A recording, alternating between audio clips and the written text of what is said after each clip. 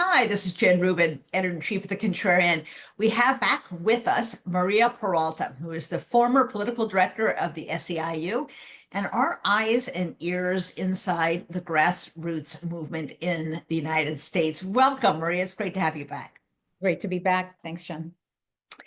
The next big day for grassroots organizing is May 1st. What's going to happen then? Well, workers from across the country and allies are going to be marching, rallying, taking to the streets to denounce Trump's anti-worker and anti-immigrant agenda. There are already over 600 events being planned in every state in the United States, including Hawaii.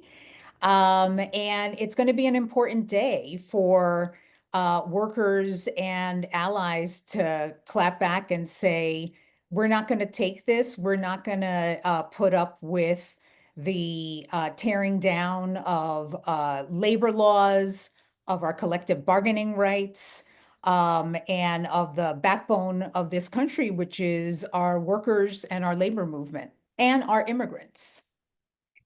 The labor unions have really been at the forefront of the legal battles, and recent victories for the American Teachers Union, for government employees. Uh, is the labor movement at this point confident, or at least optimistic, that the courts are going to help hold the line against this administration? We have to keep the pressure up. I mean, this week was a sensational week. We got a lot of preliminary injunctions, a big win for the teachers, and thank God the, judicial branch of our government is saying, no, you can't unilaterally rewrite civil rights laws or labor laws. There's a process, there's due process, there's the Constitution. And so the legal muscle and coalition that has been behind so many of those lawsuits has been incredible, and we need to keep the pressure up. We know that they're going to continue throwing these things at us. They're going to continue to attack workers. They're going to continue to attack the immigrants. They're going to continue to try to dismantle the government to, line the billionaire pockets. And so we have to be ready. But it really is tremendous. And it's kind of like the momentum is at our side, but we can't let up.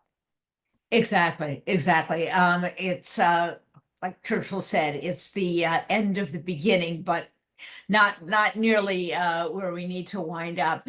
So the unions, of course, are an institution built on collective action, but that spirit does seem to be growing. You now have universities acting in concert. You have some law firms that are acting in concert.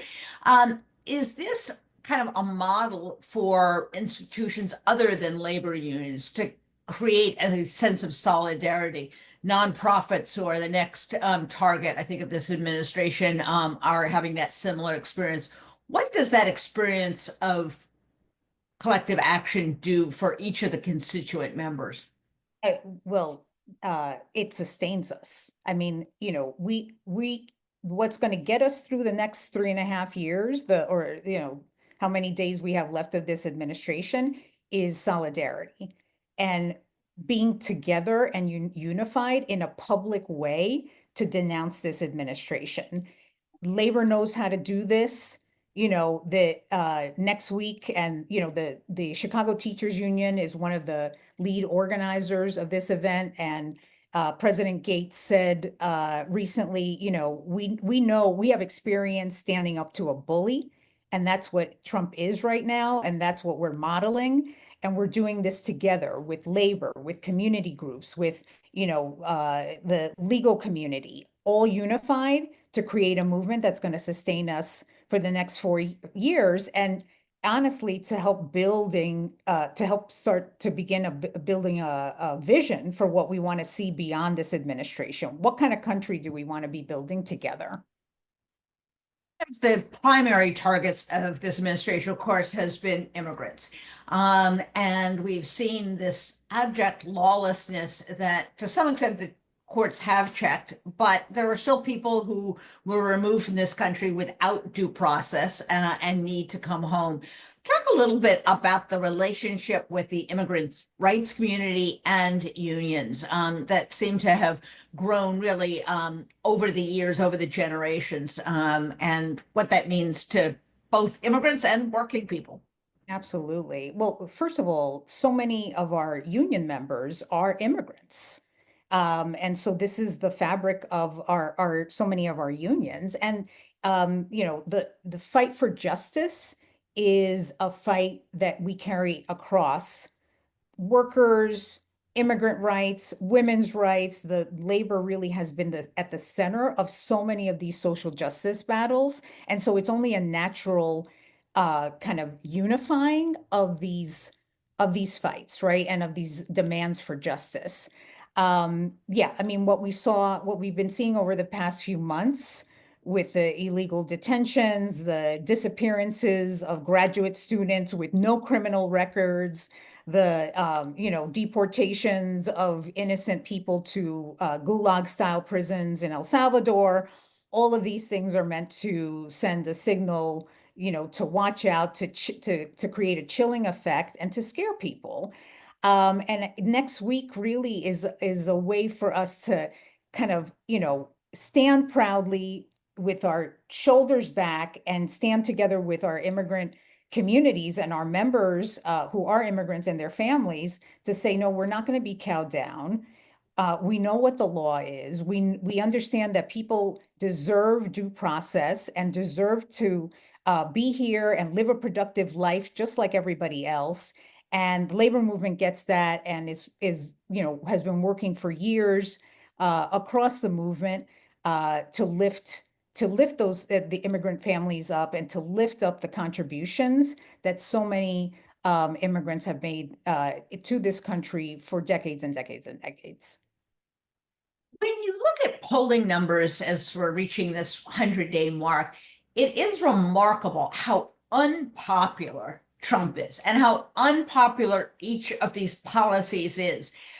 Americans are not in favor of deporting people without due process. They're not in favor of putting immigrants in foreign prisons. They're not in favor of eliminating the Department of Education. How do you take that sentiment and that energy that you see now and translate that into elections? We're going to have elections in Virginia, in New Jersey this year, and then the midterms. How do you take that and make sure people stay engaged and see elections as a way to really return the country to what it should be? Yeah, I mean, first of all, they're not fools, right? You see that like Trump's approval ratings are tanking. Confidence in Trump's ability to manage the economy is plummeting. They're seeing the wrecking ball and the mess, the trail of tears that he's leaving all across the country. So folks know what time it is. Americans know what time it is. And there will be a reckoning next year. When people show up at the ballot box, they're going to be making choices about who was complicit with, the Republican Party that was complicit in the administering of fascist policies that are hurting Americans. And obviously it's going to be up to everybody to make sure that people have the information that they need to make an informed choice. But at the end of the day, I think that folks are going to see a reckoning of what is really going on. And as you said, Jen, the polling is showing uh, Americans are pissed. Absolutely. Well, if people want to go to an event on May 1, where do they go? How do they find out? Can they throw their own event on May 1st and be part of the grassroots movement? Absolutely. For information about a march or rally near you or to stand up your own event, you can go to maydaystrong.org. And you'll find all the information you need, including toolkits and message points, everything that you need to stand up your own event if you want to do it or join one that's already been organized. And I must say, I don't know if you feel it, Maria. I am genuinely proud of the American people at this point. all of these actions, so many of them spontaneous, all of them peaceful, it really does kind of restore your faith that maybe Americans haven't given up on democracy. They haven't given up on this country. Is that kind of your sense too, that, somewhere in there, there's a beating heart of democracy? Absolutely. Well, the heart was always beating, I mean, Yes. we've seen, and we've talked about this before. Our friends at Harvard have been tracking, the number of events and Yeah. protests that have doubled in numbers since the last Trump administration. And so people have been out there. They've been mobilizing, they've been speaking out. And these May Day events are coming on the heels of so many protests and actions and rallies and uh, meetings during recess where regular voters are giving their representatives a piece of their mind. And yeah, that does give us hope. And it means that, people are ready to fight for their country and for what's right. And they're ready to fight for the preservation of our democracy. Absolutely. And contrarians, what Norm and I always say is you got to win in the court of law and the court of public opinion. And I think both are beginning to show a lot of traction. So thank you, Maria. Thank you for all you do. We are excited about May 1. We ask all of our contrarians to go to these events, take pictures, take video, because we want to be the place that people go to see coverage.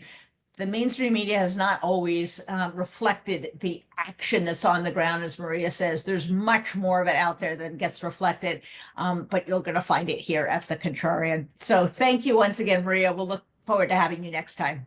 Great to be with you.